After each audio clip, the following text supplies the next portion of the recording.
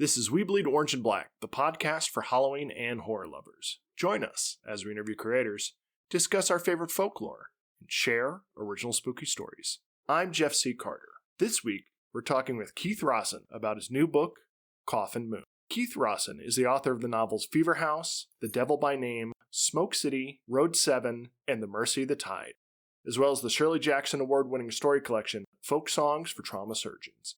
He lives in Portland, Oregon. Keith, welcome to the show. Thank you so much for having me. I'm stoked to digitally be here. So I have an icebreaker question for you. All right. Near Dark or Lost Boys? Dude, okay, so here is the thing. I hate to talk smack about anything. Paul Tremblay was the first person to blurb Coffin Moon, and he made the Near Dark reference, and then it started coming up again and again. And I'm like, oh shit, I should give this a watch. And so I watched it and was... I don't know, man. It's got its moments, but it's like, I think it touches on some of the stuff. I enjoyed some of it, but all in all, I was like, I think I'm going Lost Boys for sure. Okay. I love them both. It's a real Sophie's choice. However, Lost Boys has its hooks in me so deep. Yeah, I mean, it's entertaining, you know what I mean? Yeah. It's so fun. It's so fun. I'm Lost Boys for life. But I see what Paul was alluding to. Yeah. I think it touches on, I think Near Dark and Coffin Moon both touch on like the actual curse aspect of what being a vampire would be, where it's not like I'm sexy and yada yada. It's like, oh, this is horrible. Like if you and I stay out past our bedtime, we don't die. You know what I mean? Right. And so much of like what being a vampire is hinges on murdering to live.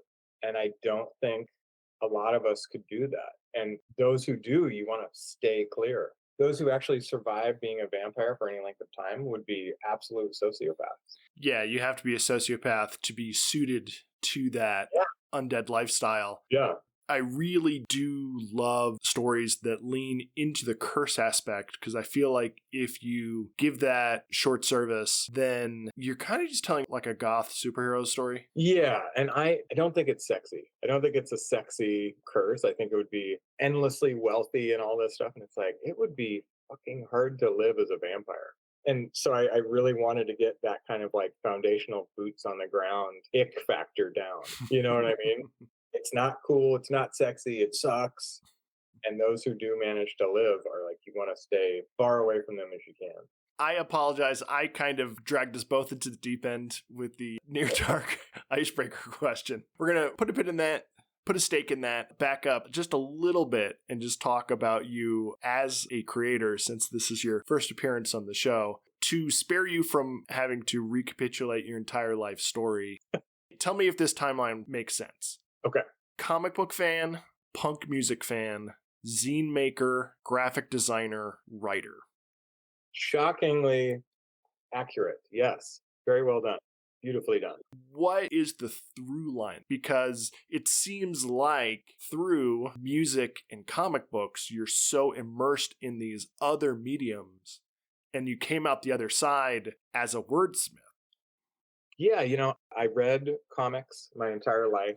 And when like 12 or 13, I found punk music and like, oh my God, I just loved it so much.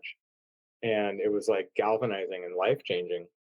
But I lived in a small coastal town. It was the 90s. I couldn't play an instrument for shit, you know? And so it's like finding involvement in some other thing. And that was through fanzines, you know, and like writing and making art and doing album covers.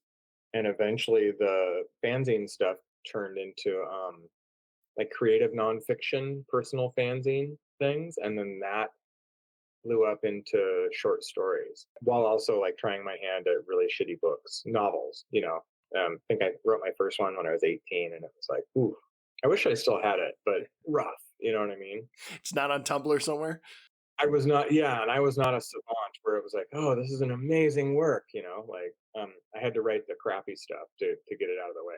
But yeah, so I started to really write novels in like my mid 30s. And I had been like doing fanzines and short stories for like, I started fanzine when I was 15 and did it for like almost 15 years. And then also like there's cross-pollination of stories and stuff as well. Yeah. So it really is from like punk music and growing up reading Stephen King and X-Men comics, and I joke about how I want to be a literary author so bad, but I can't not put like a ghost dog in it or something. You know what I mean? So. You can't rise above your influences. Yeah, it would be great to write about strained disillusion of a marriage, but there's got to be like a ninja with poison darts shooting them. You know what I mean? I got to entertain myself too. I mean, I can't imagine what would strain a marriage more than a ninja with poison It darts. would totally suck. Yeah, absolutely. There's a phrase, dance with who brung you. Oh, okay. The idea is that if someone brings you to a hoedown, you should dance with them and not just ditch them the second you see someone more attractive on the dance floor. And I feel like for both of us, perhaps, this upbringing of Stephen King and comic books and rock and roll, punk music, metal, whatever, we would be doing ourselves a disservice if we just went pure literary and jettisoned all the stuff that made us love genre, made us love story. And I've tried it, you know, and it has fallen woefully flat, and it's been painful to write. And so it's not only I love that saying, but like, it's not really a question even of like sticking to my roots. It's like, I have to keep myself enthralled too, and just sticking with like literary stuff, even though I love that like granular aspect of character driven fiction. Still got to put the weird shit in there too, just to keep myself entertained. I imagine starting with fanzines and nonfiction that it could take a long time to build the muscles before you're writing pure fiction and novel-length work. What came naturally to me was the sitting down and writing, and that has always been a muscle that I work regularly. I've been writing daily pretty much since, you know, like I said, since I was 15. And so I think the other thing that helped was reading tons in those really formative years, you know, like early 20s, and like reading that literary fiction stuff where it's just like, like just shoot it into my veins. Like the shit is so good. And hearing voices that like I want to like write like. And so I went through that period where I was really just aping other writers and doing what they did, and eventually started to find my own stuff. But it was through a lot of putting in the hours and submitting stories and getting rejected and all that stuff. Aside from literary voices or authors of literary fiction, are there any punk lyricists that really had an outsized impact on the stuff you write? Gosh, I mean, I don't know, lyricists like Aaron Cometbus is really the apex to me of punk writers and designers, graphic, you know, as a big graphic design guy too. And so Cometbus was our like nadir of like what punk writing and design could be. And then stuff like Al Burian, who did Burn Collector, and he was in Mile Marker, folks like that. I mean, I could rattle off zine people that I love till the cows come home. But as far as like lyricists, not really.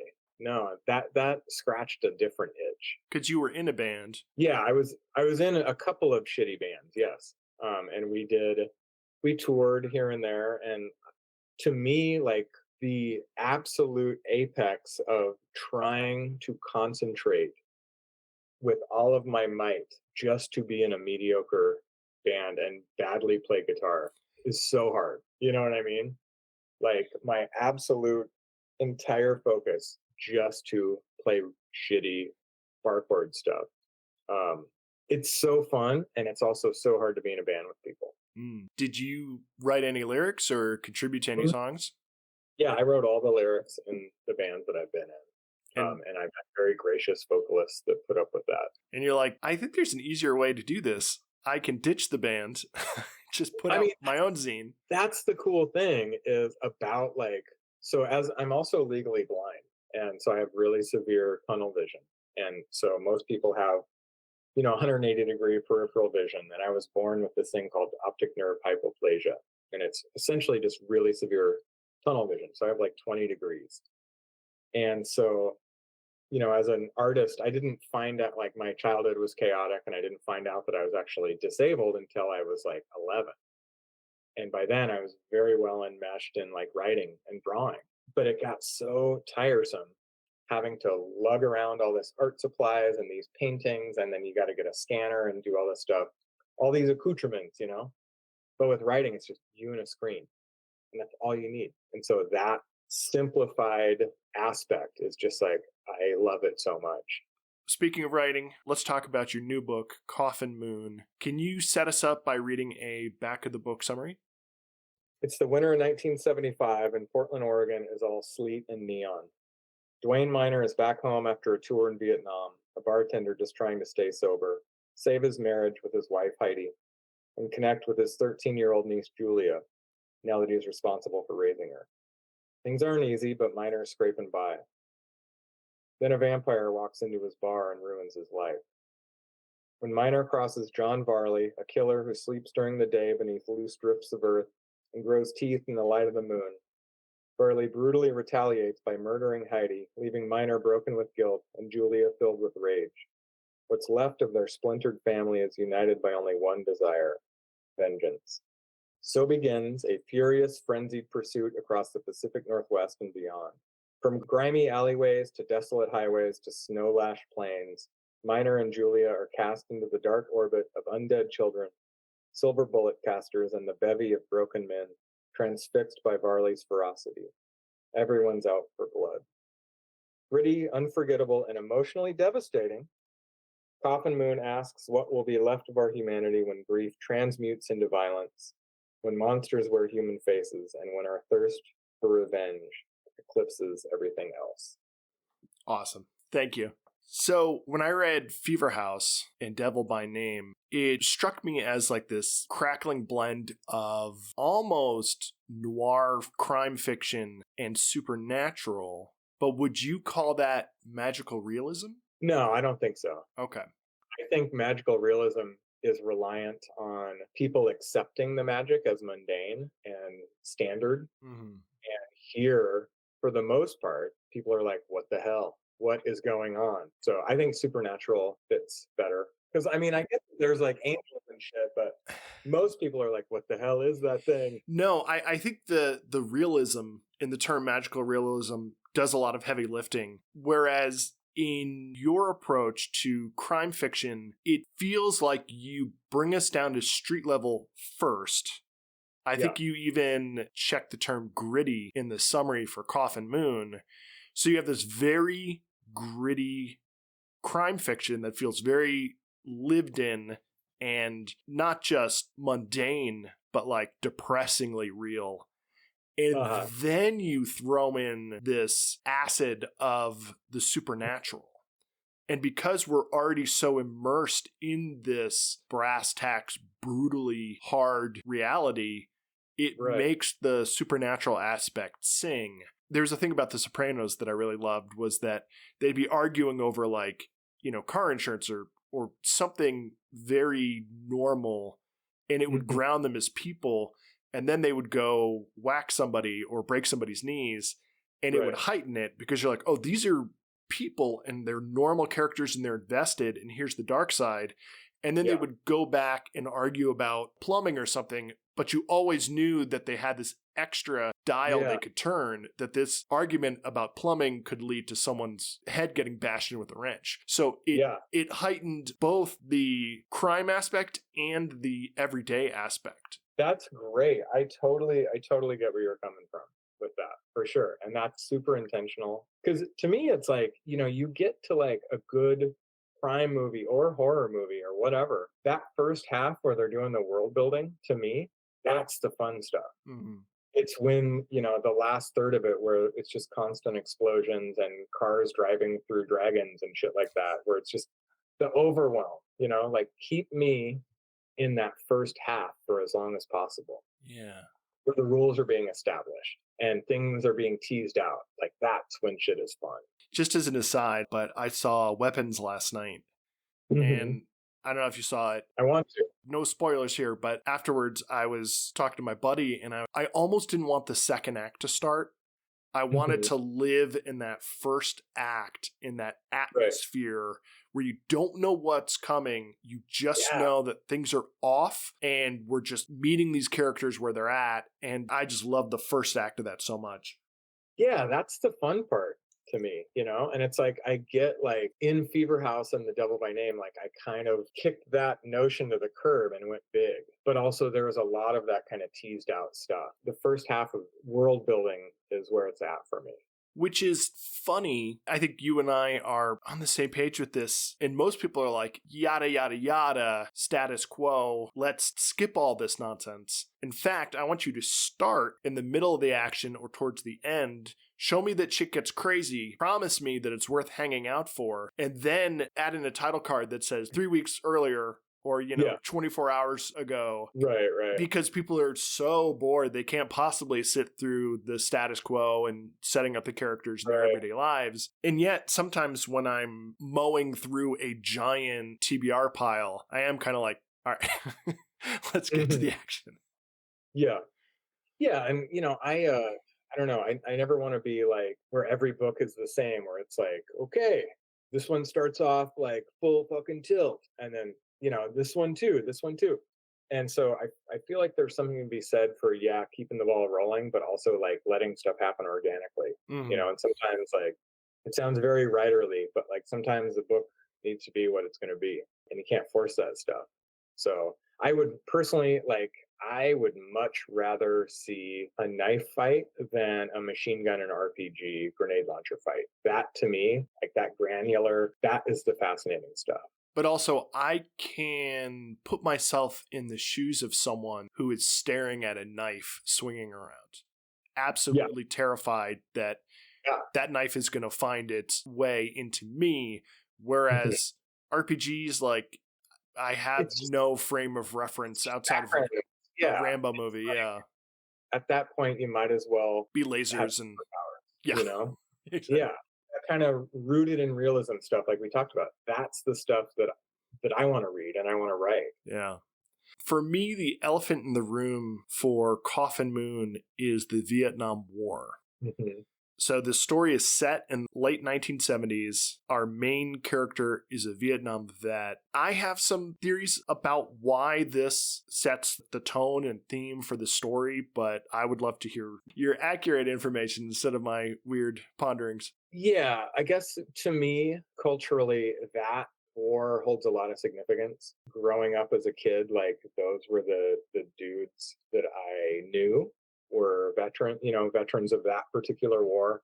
So last time we instilled the draft, I think that it just holds a lot of sway with me. And it's one of those things where like every book I pick like a half dozen things that are going to hold my interest as a writer, and I shoehorn them into a narrative. The Vietnam War and a veteran was a big one. But really, it's just like that time period and knowing those dudes growing up, like it was the war that I find myself drawn to the most, which sounds weird to say, but as from a writer's standpoint.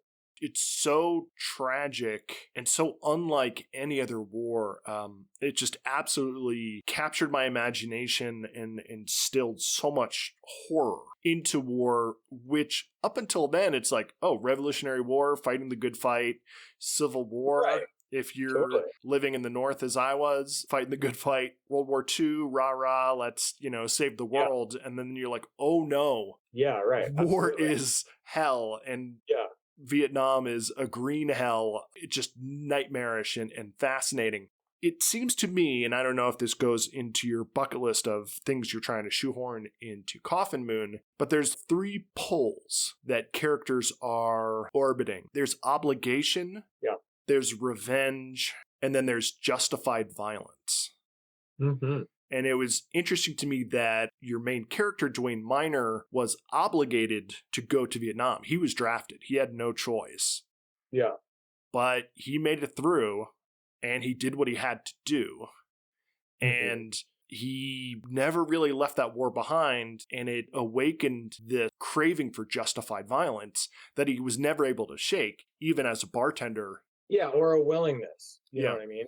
A capability. And again, you're a fantastic reader, man. I really appreciate that.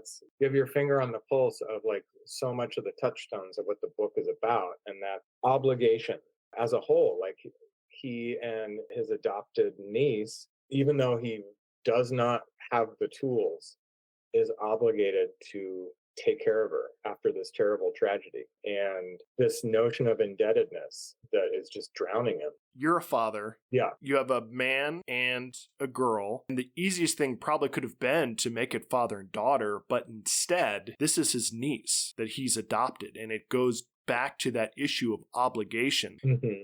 But also, if it was his daughter, there may be less decision-making involved. Every day he spends with his niece, Julia, is a decision he has to make. Right. Am I going to go through with this? Am I going to try to make a connection with her? And then as she drags me further into this well of darkness and obligation and revenge, am I going to love her regardless? Right. Every day's 100 choices, yeah. As they go down this reasonably depraved road of vengeance that he knows won't do shit. In the beginning, you were saying that your main antagonist, the vampire, John Varley, he's not a brooding aristocrat. He doesn't have a dark castle fortress or endless wealth. He's not spinning conspiracies that span centuries. He came to this life or this afterlife as a brutish, almost berserker criminal. So he's constantly on the move. No matter how much power or resources he has, he cannot rise above his basest instincts. Right. And so that makes him sort of a transient. He hasn't been able to like build a nest egg or anything, but it's also the thing that has particularly set him up for success in this life. That willingness to like go nuts, just kill whoever needs to be killed. Which, like we spoke about earlier, you've got to be a particular type of person to be able to survive as a vampire. So the thing that is such a albatross around his neck or whatever is also the thing that repeatedly gets him out of jams. He's the worst criminal element personified. Mm-hmm. This is basically the criminal underbelly on legs with fangs. Mm-hmm. Right. I don't know, man. Again, I'm just drawn to that kind of foundational stuff. And there are like various Easter eggs too. Like this biker gang that you're mentioning, the Crooked Wheel, they are the ones who kick Hutch Holtz's head in Fever House. Oh, right. Yeah. So it's all, I love doing little Easter eggs like that. That's awesome. I was even thinking about the whole story of Coffin Moon as a crooked wheel. You know, they're just caught in the cycle that's going around and around. Right. Yeah, totally. So Joe Hill and Stephen King are fans. Mm-hmm. I think the buzz has been pretty good. Yeah, I hope so, man. It's one of those things where like pre-orders are so important. I absolutely tore through Coffin Moon. It was such a delight. Can you tell us a bit about the cover art? The art was done by the woman's name is Arushi Menon. I gave a real brief list of like vintage pulp horror paperback.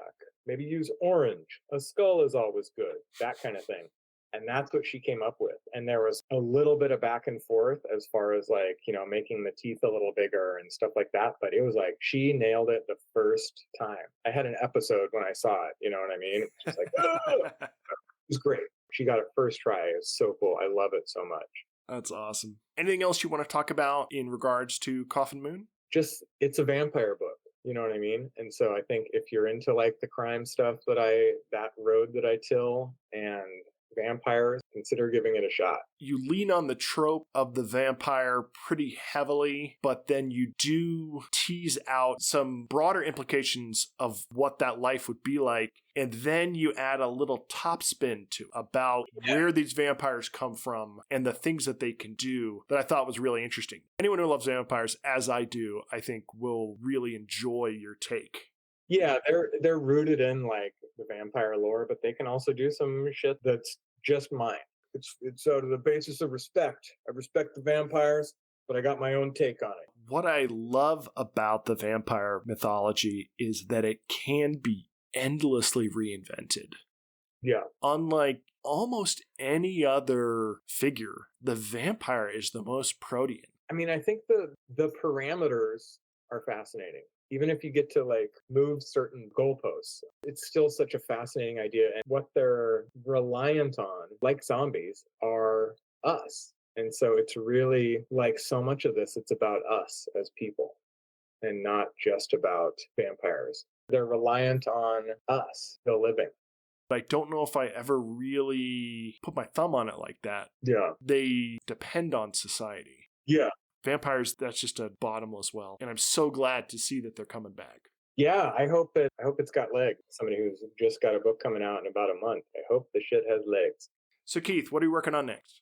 Pretty much every book that I do, it's what I try to do is I take a trope and I spin it on its head a little bit, or a lot.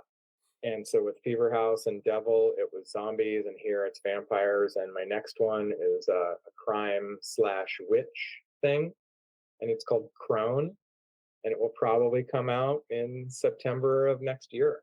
After that, it's like I had mentioned earlier, I'm working on a new thing, just starting it, and I think it might be a haunted house thing. Like we get to finish it and see where it winds up. But yeah, I'm wrapping up edits on Crone and then starting a new haunted house book. Awesome. And then you're going to be here in New Mexico in October for the Fright Night event. Yeah. So just to introduce my listeners to this event, on October 10th, we're going to have 9 incredible authors: Brian Asman, Nat Cassidy, Clay McLeod Chapman, Ramona Emerson, Philip Fracassi, Jennifer Given, T. Kingfisher, CJ Lead, and of course, Keith Rosson. We're going to be meeting at the National Hispanic Cultural Center, and there's going to be signings and pop-ups and spooky vendors. In addition to the pre-order link for Coffin Moon, I'm also going to toss the ticket link to that event in the show notes. So I'm looking forward to hanging out with you here in New Mexico. Yeah, everybody buy tickets. Let's rock out. Yeah, let's sell it out. Kids say. Keith, where can our listeners find you online? Let's do Instagram, which I think is Rosson Keith, and Blue Sky. Those work for me. All right. Keith, thanks for coming on the show. Oh my gosh, Jeff, you are a really good reader and a really good interviewer. I seriously appreciate it. Thank you. Thanks for listening. Please subscribe and follow. We're now on YouTube. Links are in the show notes. You can find me at jeffccarter.com and hit the link to pick up my collection, We Bleed Orange and Black, 31 fun-sized tales for Halloween. Until next time, stay spooktacular.